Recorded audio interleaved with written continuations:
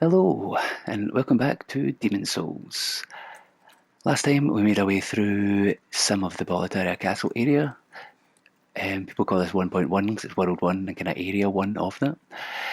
We made it through to the Merchant. I did not play very well, so I'm going to improve that this time, for sure. We came through here and we set off an ambush, but we didn't actually fight the guys yet, so they're probably still here. They are.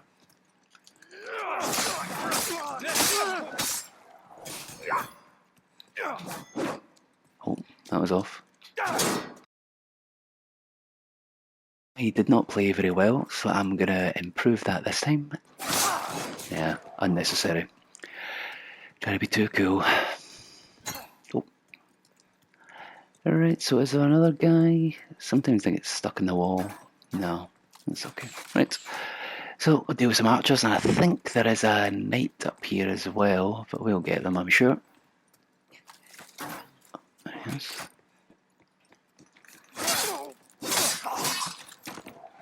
Quite like the run move of this sword as well. Oof. Right. Got up here, here's that knight I was talking about. Oh, you can't parry that shield bash. Oof. Meant it. See you later. Oh.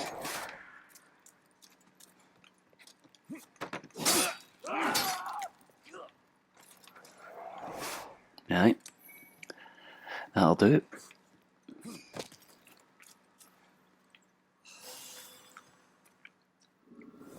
Right, head through here, and last time I spoke about cutting down chains, and it pretty much doesn't happen anywhere else in the game.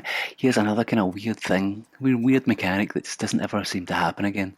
Turn around this corner, first of all you see a big blue dragon, which is pretty ominous, but you turn around here and you see about 10 guys.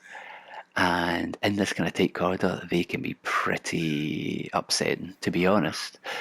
You notice these little boulders here, can't really down with them, but here... I thought it was coming from me there. But here, you see a big tray of them, and this is actually destructible, so if I do this...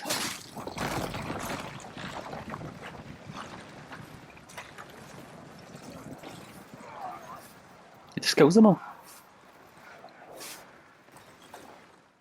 So, but you literally can't do that at any other point in the game, pretty much. It's a bit strange.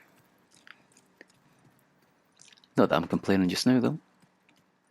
Head up here, and so the last time I did this, these guys gave me so much trouble, and it was really embarrassing. But there's two spear guys here waiting to ambush you. Can you... oh, you can beat out just one, which is so much more manageable. Ooh. It's quite fast, it's hard to parry. He did not play very well, so I'm gonna improve that this time, for sure. Okay. Oh, now the second one's here. Fannied about too much. Right. This is where the range on the R2 here can be quite nice.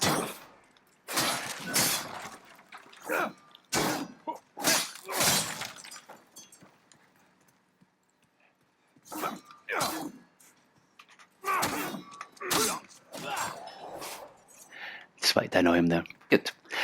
So they're dead.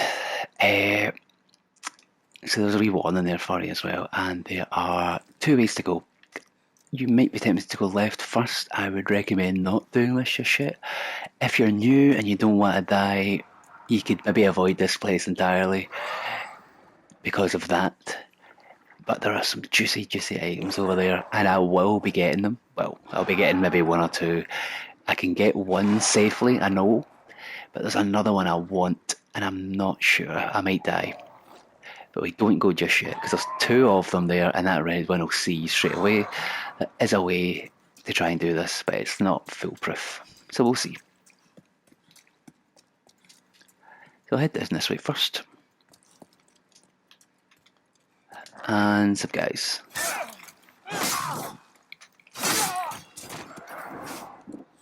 Oh. So You can maybe tell what's going to come soon.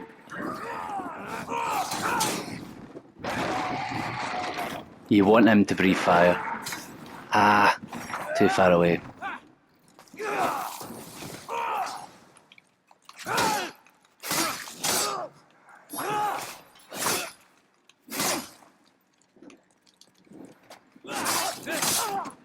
So you want to get far enough here that the dragon tries to get you.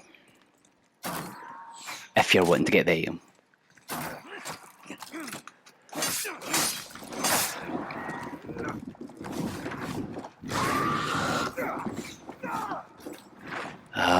Oh, yes.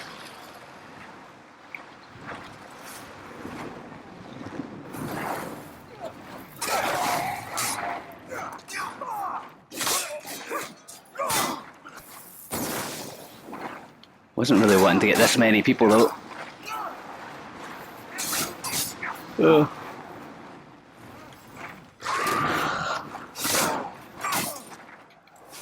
There we go, right.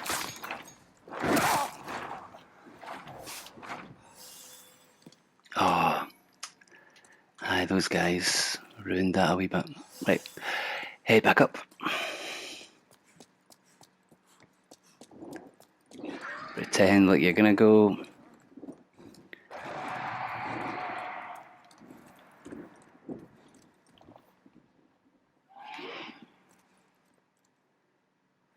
Come on.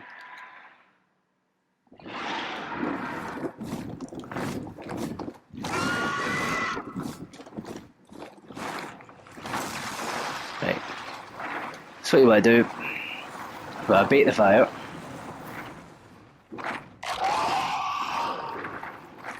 You will wait for him to do it again, and then run. And hopefully I don't fuck this up. But that should, he'll go around another time until he doesn't see you at all, and that can give you enough time.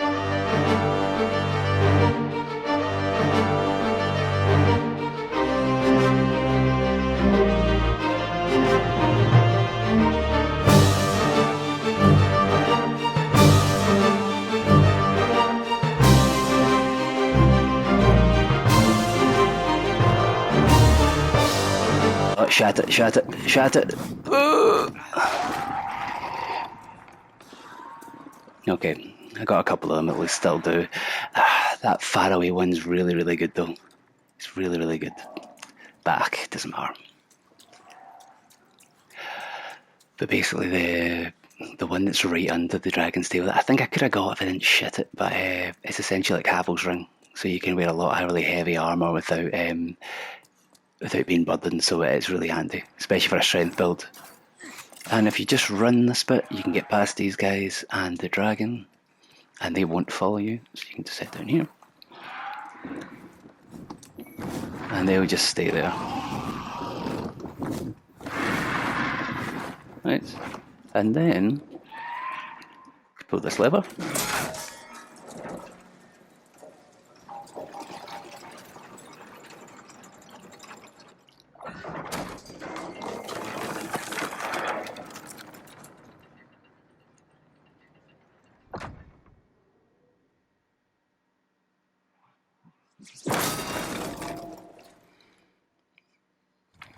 And we have finally opened up that little gate at the start of the level, and that's where we're going to head now.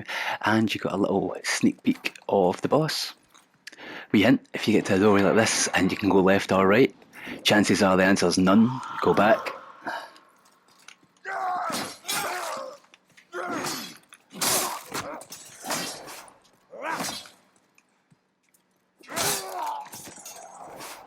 Right. Couple of enemies to deal with, then you go left. This looks like debris, but actually you can see an item there if you look closely enough.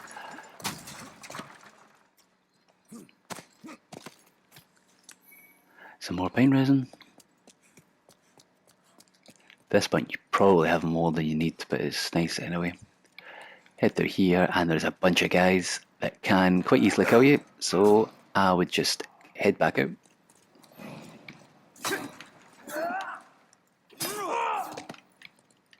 Come on. There we go. Oh, spear guys do man nothing, man.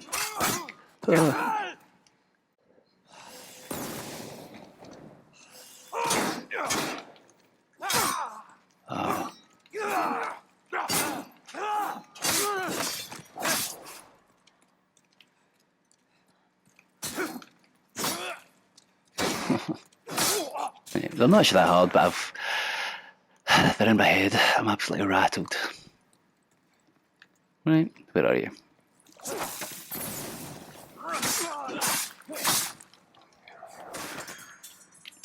And now we're going to head back down the tower to the kind of. It's not really a shortcut because you could actually dive and get to the start faster on this. But go down here, and something's quite interesting. I think is you're going to meet an enemy that kind of teaches you a little bit about the boss mechanic coming up, which I think is quite cool. So you'll see it in a minute. This thing here. So it's got a shield on its head, which means it's quite resistant to damage. It didn't take any damage at all. But if you can get behind it, it's got a jelly body. So, and it does lots of damage. And if you were kind of paying attention, that little scene where you open the door, you actually seen a bunch of these. So it kind of telegraphs that that's going to happen. And then this is kind of slowly teaching you how to deal with those types of enemies, which I think is kind of a nice little From touch. But here for a wee item. Unknown hero soul, they're just like your souls of the lost, blah blah blah, like in Dark Souls. Same. This one's easier to deal with because you can get behind them very easily.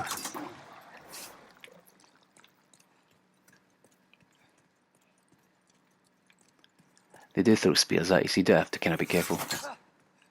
So I just keep my shield up and then get behind them and smash. And here we are.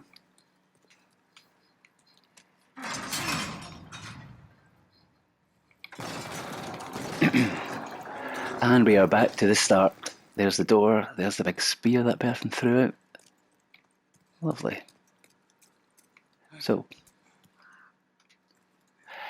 I have never died to this boss, so I'm definitely going to die because I've said that.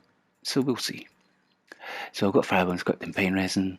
I always just start with firebombs because those things there are ridiculously weak to fire. And let's have a look.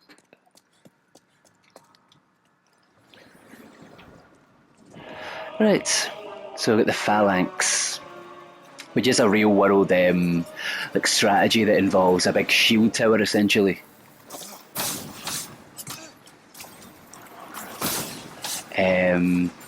There's a bit of lore to this boss that I'll maybe talk as I do this because I'm going to take the very slow way.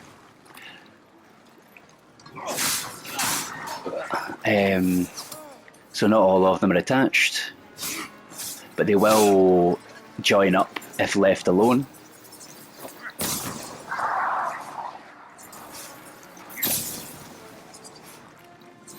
You might notice that the boss hasn't actually taken damage yet because it's fully covered by these things. I've taken a wee bit of damage now, right enough. So the kind of cool thing about this particular world, I think, oh dear, is that all the bosses are actually like people that have turned into demons, and it's you basically learn a wee bit later that King Alant had like a Knights of the Round Table essentially, and this person is actually a person called Longbow Ulan. Ulan, I think it's that. And she was essentially this really famous archer that hid behind, an army of shield guys. So, and is seen as a bit of a coward based on certain things that happen or that you see. So, I just want to show you what happens if you kill all the minions. But you don't need to do this. Right, not many left.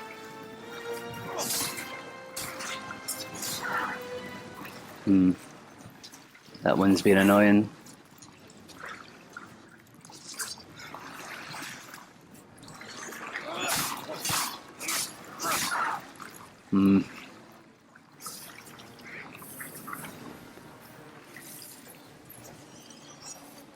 Let's get this last shield guy. Come on. Don't kill the boss though. Ah, there we go. Right.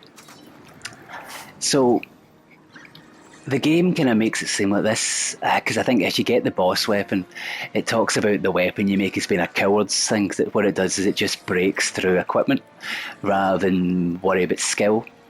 And this boss can't do anything without its little minions, and it actually runs away from you to kind of give the idea that, yeah, this person was a bit of a shite bag, to be completely honest. So I think that's quite a nice touch. So anyway, now we can go kill her, and I want you to try and watch out for something. This is something that also kind of tells you that this is the archer woman. That you actually find her in a kind of spirit form later, but that's like much, much later. And I'll try and pause it in the photo mode to try and capture it.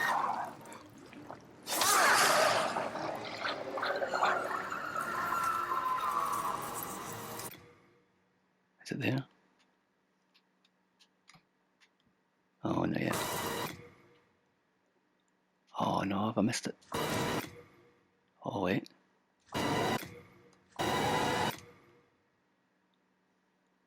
Oh, I missed it. Oh, wait, no. Did I? Oh, there we go. Right. So it's kind of hard to see, but there's like a silhouette when this person dies, and I'm getting a really bad angle on it, but actually, it doesn't look like it, but it's a woman holding a bow. Oh, wait. Yeah, kind of there. I hold it right there.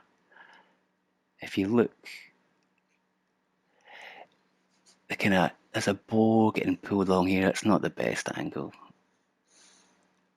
Oh, so it's a woman kind of kneeling, and then there's a bow getting drawn, and that's to kind of symbolise this that person is.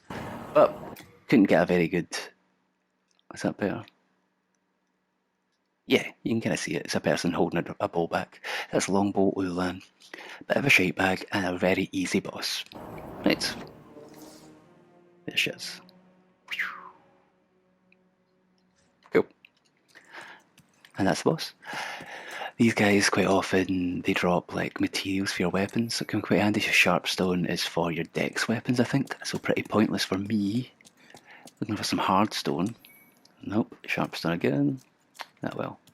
And whenever you finish the boss, you get an archstone. One thing that's kind of new from Dark Souls is you don't get random bonfires or the kind of equivalent of bonfires. You get the first archstone, then you have to beat a boss, and you get a second archstone, then you beat a boss, and then you get the third archstone, and that's the only time you get them. So you don't really get any respite other than shortcuts. Yeah. And you'll notice now that we killed that boss, I don't glow anymore, and my health is now at full. So if I wanted to, I could then take off the cling ring, but I don't really have anything else that I really want. I could put that on, not a big deal. But I don't need it because I'm at full health. Now we can touch the Hearthstone. You get your lead, demon soul, and again, just to say how disappointing this is, the soul of Phalanx demon, a source of great power, consumed to gain a large number of souls. Certain demon souls transmute into magic, miracles, or weapons. So you just get no lore at all on who that was, which is a bit of a shame. But the one thing that is good, and I think is better than Dark Souls, is that the boss souls are so much like more useful. So you get probably more souls than you would in Dark Souls, but also not everyone. I don't think this can do very many things other than a weapon, but there's some that they'll give you that you could be a really good magic, a really good miracle, or a pretty good weapon. So it kind of forces you to make a choice, which I always think is quite like. I think it's quite good because the Dark Souls ones felt a wee bit kind of meh. Like you maybe get the Quelaag Fury Sword, but hard, or maybe the Moonlight Butterfly Horn thing. But other than that, I don't get ever used them for anything. So that's good. But now we can touch the Hearthstone, and we're not going to continue the Lord's Path, but I'll read that when we actually go to it later. We're going to go to the Nexus, so we can level up.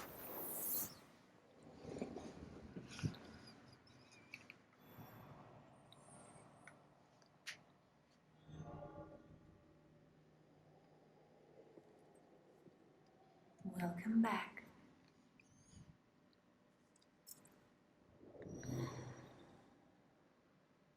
The monumental awaits the above.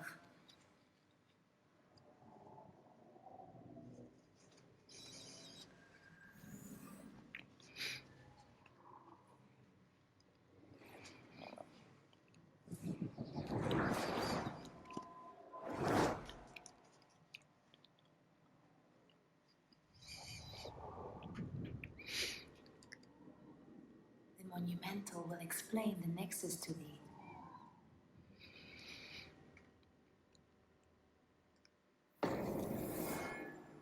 So for some people, this could literally be the hardest part of the whole game, because they don't really give you much info here. They say, go and find the monumental. You don't know who that is, you don't know what it is. And it tries to kind of give you an idea of where it is by kind of taking you up this path, but really it's still not very clear. And I've watched people literally just walk by the monumental about 10 times and not notice. So I'll show you. Go all the way up.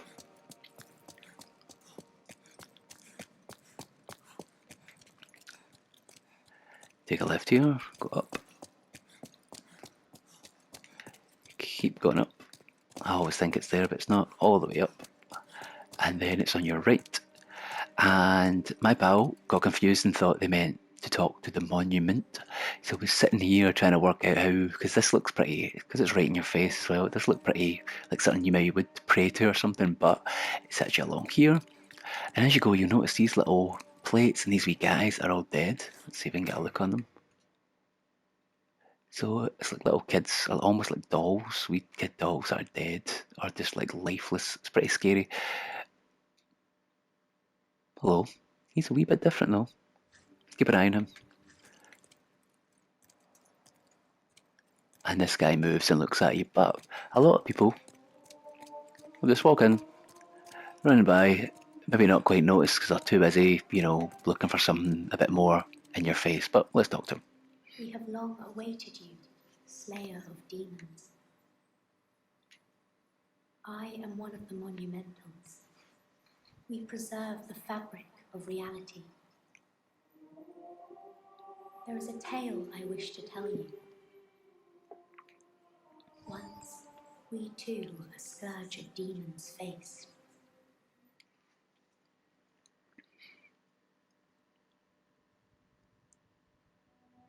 In the distant past, under benevolent rule, the world was united owing to the soul arts. Until a lust for power caused the awakening of the Old One. Across the land seeped a colourless, deep fog, and the world faced extinction at the hands of the demons. Thanks be, we were able to lull the Old One back to its slumber, yet only after the loss of innumerable souls, and most of the world lost, erased by the fog. In order to mend the fabric of what lands still remained, we entrusted 6 leaders with 6 precious archstones, one to the king of a small yet industrious land, one to the king of the burrowers underground, one to the wise queen of the great ivory tower,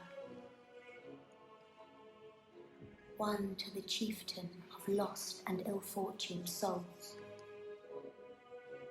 one to the shaman of the tempest-worshipping shadowmen, and the last to the great giants of the northern lands. The archstones were placed in the fringelands that survived. We contained the Old One here below the nexus and prohibited the soul arts. Finally, we became monumentals, half-living sentinels of the fabric of reality. Alas, the other monumentals have perished, and only I remain.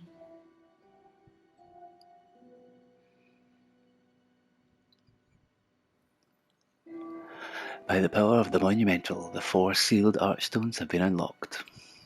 Now it is your turn. You must lull the old one back to its slumber and seal it away for all eternity. If not, a deep fog will absorb all that we know. Have you the strength to bear this burden? So, interesting wee thing here.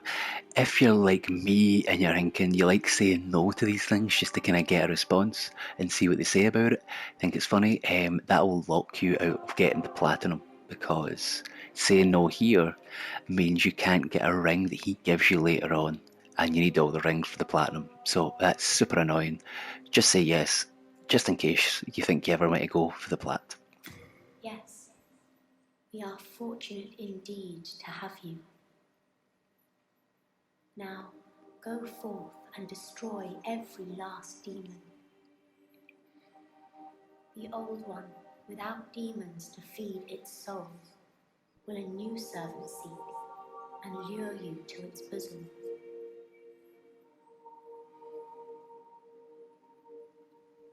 So, a wee bit interesting fact there. If there's no more demons to give the old one souls, it will seek a new servant.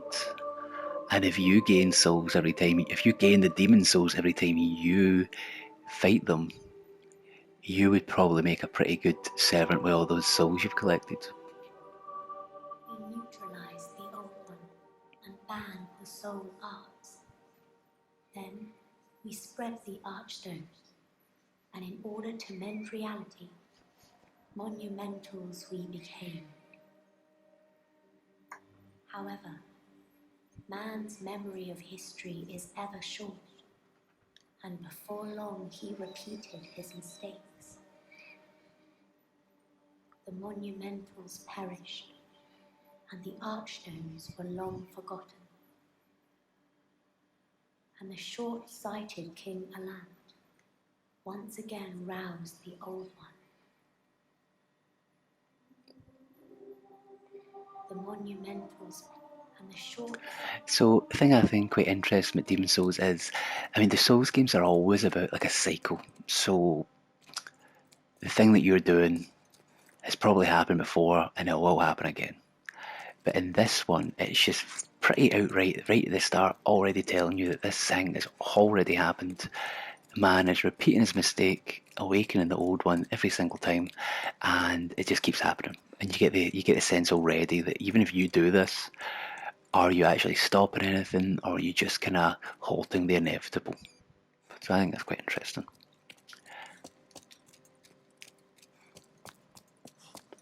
Right, and just before we finish off, I am going to go and level up.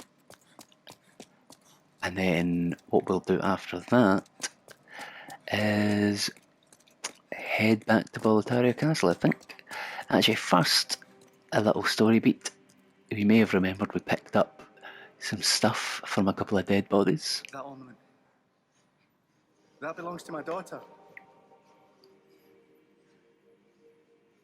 And she didn't make it after all. My dearest little baby. May she rest in peace. May I ask a favour? Would you mind giving me that hair ornament? I'd like to have it in memory of my daughter.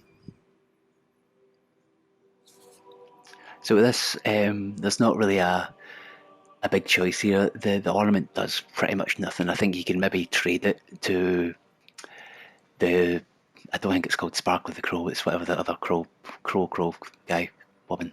You can trade to her, him for something. I can't quite remember what it is. I don't think it's a massive deal though. But he, if you give him this, gives you a ring that I don't think you can get anywhere else, so it's worthwhile. You're a saint. Thank you. Thank you so much. I mustn't forget. It's not much, but please accept this as thanks. I found it discarded on the main road. It might look ordinary, but it seems to possess a strange power. Anyway, I feel that you should have it. It will be happier in your hands.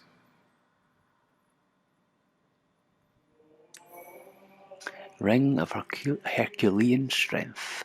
And this is kind of like the worst version of the Havel's ring, where it doesn't do your equip burden, but it does your inventory burden, so you can hold more stuff, but you can't equip more stuff, which is just like, ugh. But anyway, let's read it. Long ago, Saltbill Thomas found this ring lying on the road, raises item carry capacity, and I've never ever used it, but nice to have. Right, let's level up, and then we'll finish. Brave soul, for whom death is no fear. Prithee, lull the old one back to its ancient slumber. So eye stones briefly connect the fused worlds. Should you lose your physical form, remember the eye stone. So the stone of ephemeral eyes or something is the thing that puts you back to human. And I think we just got some. I wasn't really paying attention there. The Maiden in Black manipulates souls with inhuman prowess. Her strength allows her to aid slayers of demons. She'll be pretty handy. What is it? Seekest thou the power of souls?